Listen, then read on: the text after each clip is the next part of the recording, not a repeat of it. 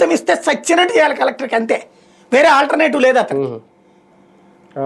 అప్పుడు కాదు అంటే నీకేంటి ఉన్న అధికారం అంటే మీరు చేయాల్సిన పని అంటే ట్రిబ్యునల్కి వెళ్ళాలి. ఈ ట్రిబ్యునల్లో ముస్లిం సమాజానికి సంబంధించిన వ్యక్తి ఉంటాడు, అతను డిసైడ్ చేస్తాడు.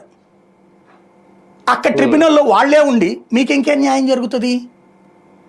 అవును, ఇప్పుడు దాంట్లో ఫర్ ఎగ్జాంపుల్ వాళ్ళు ఏమంటారో సింపుల్, వెరీ సింపుల్. మొఘలాయులు పరిపాలించారు, మా మొఘలరాజపురం ఉంది, మొఘలాయులు పరిపాలించారు.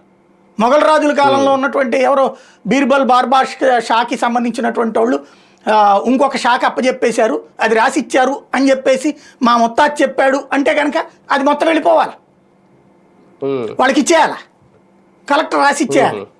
పేరే మొఘల్ రాజపురం మీకు తెలియదా అంటారు. అప్పుడు కాదని చెప్పి మనం ఇక్కడికి వెళ్ళాలి ట్రిబ్యునల్కి. కాదు అంటే ట్రిబ్యునల్ అట్లాగా నిన్న ఆధారం అడుగుతుంది, అది నీదిగా వాళ్ళది కాదని నువ్వు నిరూపించాలి. ఎట్లా నిరూపిస్తా నువ్వు? వాళ్ళ తాత చెప్పలేదని అయిపోయింది. కాదు అంటే మీరు ఎక్కడికి వెళ్ళాలా? హైకోర్టుకి. హైకోర్టుకు కూడా అధికారాలు ఇవ్వాలా, సుప్రీంకోర్టుకు కూడా అధికారాలు ఇవ్వాలా.